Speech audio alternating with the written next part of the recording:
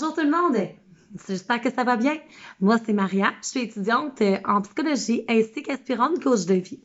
Aujourd'hui, dans ma capsule vidéo, je vais vous parler d'un sujet anodin pour certains, mais très lourd de sens pour ceux qui le vivent au quotidien. Alors, êtes-vous prêts? On va y aller. L'intimidation concerne tout le monde et tous peuvent être victimes à un moment ou à un autre de leur vie, ou même en être témoins. L'intimidation peut se vivre sous toutes sortes de formes et dans toutes sortes d'endroits, par exemple à l'école, au travail ou dans tout autre milieu. Dans tous les cas, l'intimidation a des conséquences importantes et lourdes de sens pour les personnes qui en sont victimes. L'intimidation peut faire partie d'autres problématiques, comme la discrimination, l'homophobie, la maltraitance, la violence familiale et sexuelle. Au Québec, l'intimidation est encadrée par différentes lois, notamment la Charte des droits et libertés et de la personne, la loi institution publique et le Code criminel pénal également. Commençons par une tranche de vie personnelle, voulez-vous? Je vais vous parler de l'intimidation scolaire. Bon, écoutez, là, on va tomber dans mon vécu. J'ai essayé de faire ça court et concret, mais que vous comprenez bien ce qui se passe. Donc, je vais vous parler de l'intimidation scolaire. Moi, étant jeune, je suis partie de Montmagny pour venir vivre à Rivière-du-Loup. J'étais nouvelle dans une ville, je connaissais personne, écoutez. J'ai voulu faire ma place. T'sais. Au début, j'étais une fille très, très timide. Écoutez, j'avais de la misère à dire mon nom sans être gênée aux gens. Donc, j'ai dû faire face à l'intimidation. J'ai fini par me décourager. Écoutez, les sentiments que ça fait à l'intérieur de soi sont, ben, premièrement, la crainte d'être pas assez bon, de pas y arriver. Après ça, on se dit pourquoi ça m'arrive à moi, puis pourquoi je deviendrais pas un gagnant de tout ça. Donc, j'ai viré de bord, je me suis fait une nouvelle gang d'amis avec plusieurs personnes qui vivaient la même réalité que moi tous les jours. Et par la suite, je me retrouvais plus vraiment dans ces personnes-là. Donc, j'ai continué mon parcours et j'ai essayé d'être cheerleader. À ce moment-là, j'étais là, ouais, je suis devenue populaire, mais je savais pas que la popularité, à ce moment-là, avait un prix à payer. Écoutez, euh, moi, je l'ai payé très cher. Mon ex, que j'aimais énormément quand il est décédé, a succombé à un overdose. Dans un party, on foirait, puis ça l'a mal tourné. Il a voulu se rendre à l'hôpital, mais il s'est jamais rendu, puis ben, il est décédé. Donc, pour cette raison, moi, j'ai été très triste parce que c'est moi qui ai été identifié le corps avec sa mère à l'hôpital. Écoutez, la peine que ça fait de perdre quelqu'un qui nous est cher est unique à chacun. Moi, j'ai sombré un peu. Euh, Ça allait bien. Écoutez, j'étais comme dans le top de la popularité et ça l'a redescendu très vite parce que quand j'ai eu de la peine, ben, il y a personne qui a été là pour moi dans ces gens dits populaires parce qu'ils riaient des gens.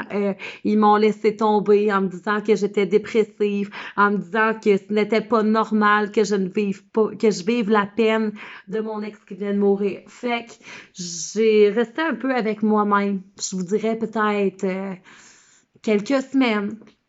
Jusqu'au jour où ce que j'ai trouvé, après 2 semaines, mon ami, qui était mon meilleur ami et un très grand ami de mon ex, pendu dans l'école.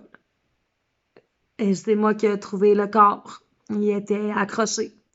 Le puce qui m'a mis la puce à l'oreille, écoutez, c'est que moi, dans mon casier, j'avais une rose qui est apparue avec une lettre, OK? Puis qui me disait qu'il était tanné de faire rire de lui. Les gens l'intimidaient parce que lui, il avait un œil qui louchait comme ça un petit peu, écoutez. Puis, ben, il n'a pas survécu à la peine de la perte de Jim et ainsi qu'à la perte de tout ce qui était son bonheur à force de faire rire de lui à chaque jour. Donc, moi, c'était 2 deuils coup sur coup. Donc, j'avais de la peine. J'étais détruite, OK? Fait que ces gens-là, par méchanceté, en me disant que genre j'assumerais pas mon cheerleading, que j'étais pas prête à ça. Moi, écoutez, pour vous donner une idée, j'avais pas eu de relation sexuelle avant mes 18 ans. OK? Euh, à ce moment-là, j'avais 16 ans dans mon parcours. Les filles de cheerleading ont été extrêmement méchantes avec moi, ont lancé des rumeurs en disant que j'étais une pute qui savait taper toute l'école au complet de toutes les footballeurs, en tout cas, là. Puis, ben, c'est ça. Fait qu'ils ont fait des montages photos. Puis, savez-vous quoi? Dans le fond, mon ex est décédé, c'était mon seul chum que j'avais eu à ce moment-là. Écoutez, j'avais pas eu de relation, j'ai pas eu. Puis, ils ont pris les photos, puis monté avec mon visage, puis ils les ont garochées partout dans les corridors de l'école, comme si c'était moi qui étais flambant nue. Fait que là, l'intimidation a grimpé. T'as peur, OK? Écoutez, là, j'ai passé de populaire à complètement non détruit totalement. OK? Écoutez, c'est pas très drôle, mais les gens qui disaient mes amis m'ont toutes détruit mon nom, intimidé, et ça m'a suivi aller jusqu'à mes 24 ans. Maintenant, j'ai 32 ans, c'est terminé, c'est loin derrière et j'en suis fière. Donc, on va continuer la capsule. C'est pour vous dire que ça peut arriver à tout le monde. C'est pour ça, c'est pas pour vous faire prendre par pitié, mais plutôt pour vous montrer qu'on peut s'en sortir. Moi, ce que j'ai fait pour m'en sortir, premièrement, j'ai mis mes culottes, j'ai pris ma place, j'ai changé de groupe d'amis, puis ben, je leur ai fait face, seule, sans personne, puis ils ont fini par me lâcher. Mais j'ai pris des trucs. J'ai pris des trucs, j'ai appelé à la ligne tel jeune, ils m'ont conseillé des choses, je l'ai fait et je m'en ai sortie gagnante. Après, je me suis refait une gang d'amis. C'était peut-être pas les plus populaires, les plus cool, mais c'était du monde vrai pour qui je comptais réellement. OK? Pour dire aussi que les bitcheries, ça se trouve dans tous les sexes, mais avec entre femmes, ça peut être très, très un jeu qui joue rough. Depuis quelques années, l'intimidation a beaucoup attiré l'attention parce que les gens ont compris à quel point qu'on pouvait être affecté et les conséquences pouvaient être désastreuses. Il y en a plusieurs qui ont été menés au suicide, qui ont été portés à avoir plus aucune estime de soi, anéantis, dépressifs, colériques, dans la dépendance des drogues. OK? Euh, L'intimidation est définie comme un comportement agressif, intentionnellement répété, associé à une intention négative de pouvoir prendre le pouvoir sur quelqu'un d'autre. Okay? Voici pourquoi certains gens se retrouvent donc victimisés, prisonniers d'une telle relation de violence.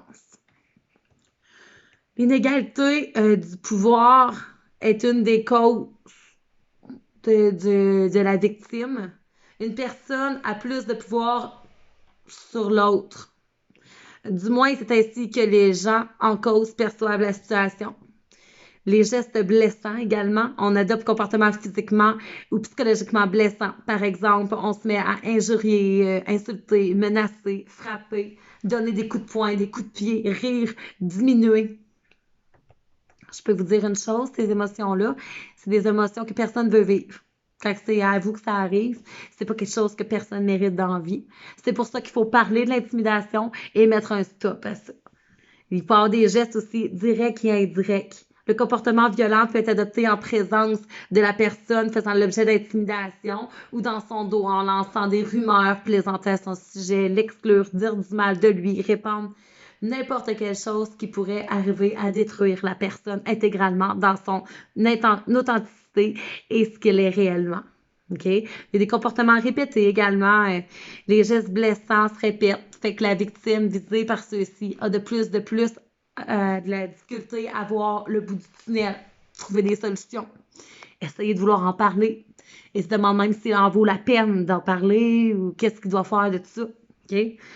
Ça fait que là, ben, je vous ai fait un tableau qui fait partie de mes notes de cours, mais également de mon vécu personnel. Okay? Fait qu'on va dire la forme d'intimidation et je vais vous dire les exemples de comportements que ça peut comprendre. Fait que l'intimidation physique. Geste qui blesse une personne et qui lui cause du tort sur le plan physique. Comme par exemple faire trébucher, bousculer intentionnellement, frapper, montrer les poings, tabasser en public, se mettre en groupe pour frapper quelqu'un. OK? On a aussi verbal. Parole qui blesse une personne ou qui lui cause du tort sur le plan psychologique dans son âme profonde. Okay? Comme par exemple insulter, ridiculiser, se moquer, faire des remarques dirigées contre les gens qui sont différents, insulter, ça peut être aussi des personnes handicapées, des personnes qui n'ont pas, qui sont timides, des personnes qui ne prennent pas la place en groupe parce qu'ils sont plutôt réservés. Ça peut être dirigé contre les gens à cause de leur sexe, de leur orientation sexuelle, de leur appartenance à un groupe ethnique. Par exemple, on voit ça régulièrement dans le racisme, les gens noirs qui se font diminuer tout le temps par des gens blancs qui se croient supérieurs, quand dans le fond, tout le monde est égaux sur la terre. Aussi, on y va du côté social. Actions qui nuisent aux relations sociales d'une personne ou à son appartenance à un groupe. C'est-à-dire répandre des mensonges ou des rumeurs sur quelqu'un dans le but de prendre sa place dans le groupe, dénigrer, humilier, isoler, exclure d'un groupe. Moi, je vais vous donner un deuxième exemple personnel. OK, moi, là, j'avais une amie. On la nommera pas par respect parce que moi, je suis pas ici pour diminuer personne. Écoutez, elle, là, j'ai fait une place dans ma vie. Ça fait quelques années qu'elle était dans mes connaissances. J'ai décidé de lui présenter ma gang d'amis. Ça, si on parle de l'âge adulte, là. Ça, c'est un genre d'intimidation, mais moi qui m'a moins atteint parce que j'ai vécu pire, fait que j'ai passé plus facilement par-dessus, là. Elle est arrivée à chaque personne de ma gang en essayant de mentir sur moi, de me diminuer, pour que finalement, en bout de ligne, les gens se rendent compte qu'elle essaie seulement de m'intimider. Donc, qu'est-ce que ça le fait, d'après vous? C'est la personne qui a tout perdu, ses amis, elle qui intimidait parce que les gens se sont dit hey, si elle est capable d'intimider Maria, ben, elle est capable d'intimider n'importe qui. Fait on y a fait face en groupe, tout le monde. Puis ben, c'est ça. Ça a donné ce que ça a donné. Elle a tout perdu. Et aussi l'intimidation matérielle. Action qui endommage le milieu de vie d'une personne et la prise de ses biens. Par exemple, détruire les biens de quelqu'un, vandaliser, cambriolage rentre là-dedans. Tout ce qui est pour aller défaire l'intégrité de quelqu'un. Hein? Euh, Écoutez, moi, c'est un sujet qui me pogne énormément à la gorge. Ça se peut que vous trouviez que j'ai l'air émue. C'est normal. On pourrait en parler longtemps. Je vous fais tout ça dans une courte capsule, mais c'est une capsule qu'on va revenir plus en détail parce qu'on pourrait en parler pendant quelques heures. Fait que j'ai pas assez de temps sur cette capsule-là pour vous parler de tout. On va faire un résumé aujourd'hui, OK? L'intimidation peut aussi se retrouver sur les réseaux sociaux, écoutez, dans les messages textes, mettons quelqu'un qui fait une publication, aller rire de lui.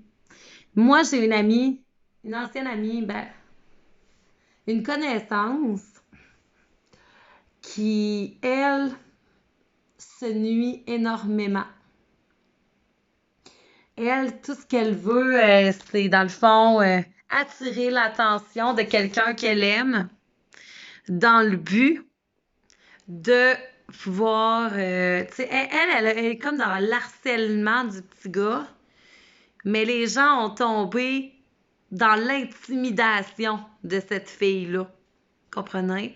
Fait que ça fait en sorte que c'est de l'intimidation sur les réseaux sociaux. Mais ça peut être aussi, exemple, quelqu'un qui va mettre une photo avec une robe jaune. Elle va dire, écoutez, regardez comment elle est belle, ma robe jaune. Ben, si les gens se mettent à la bleacher, t'es donc ben laide, nanana. Il y en a qui sont très méchants, et qui vont dire, tu peux aller te finir, mettre fin à tes jours, tout ça. Ça, c'est des choses qu'on voit couramment, là. Surtout sur les réseaux sociaux, Facebook, Twitter, Instagram, c'est des choses qu'on voit, là. On se mentira pas, en 2021, c'est fréquent, ces choses-là. Mais vous, dites-vous, si vous seriez à la place de cette personne-là, comment vous sentiriez-vous? Est-ce que vous auriez besoin de vous faire détruire par tout plein de gens? Ou peut-être vous auriez besoin d'avoir la paix?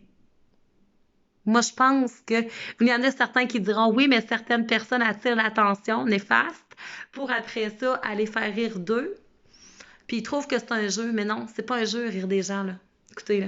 La cyberintimidation consiste en l'utilisation de courriels, de cellulaires, de messages textes, de sites Internet ou de bavardoirs pour proférer des menaces physiques ou faire du harcèlement verbal à quelqu'un, à l'endroit d'un individu, d'un groupe, pour la tenir à l'écart des autres. Hein. La technologie des médias sociaux permet aux intimidateurs de demeurer en arrière de leur écran, rire des gens et penser n'avoir aucune conséquence. Vous savez que chaque personne qui intimide quelqu'un sur les réseaux sociaux, vous pourriez avoir des plaintes en droit criminel contre vous. C'est mal. On fait pas ça aux gens. OK? Voilà les conséquences de l'intimidation. Qu'est-ce que vous croyez que ça fait, l'intimidation? Subir l'intimidation entraîne une grande variété de conséquences nuisibles, tant pour la personne qui en est victime que pour son entourage.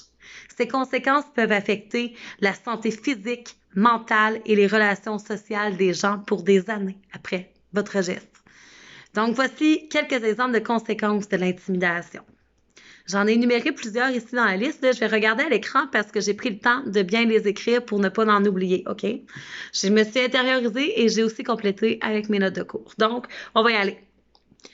Sentiment de détresse, peur, anxiété, stress élevé, sentiment de culpabilité en se disant que c'est de leur faute. Voyons donc, ils font rire d'eux autres, puis ils pensent que c'est de leur faute. Il y en a qui se disent, ben pourquoi? Parce que ça se crée à l'intérieur du cœur. OK? Sentiment d'être humilié. L'isolement, parce que tant qu'à vouloir se faire rire de tout en soi, ben, autant mieux être seul, hein? On a la paix. Symptômes dépressifs. Pensées suicidaires, actes suicidaires, gain ou perte de poids, parce qu'il y en a qui vont se réfugier dans la nourriture pour essayer d'oublier. Divers malaise physique, il y en a qui peuvent s'évanouir, il y en a qui peuvent être étourdis, il y en a qui peuvent avoir des maux de ventre.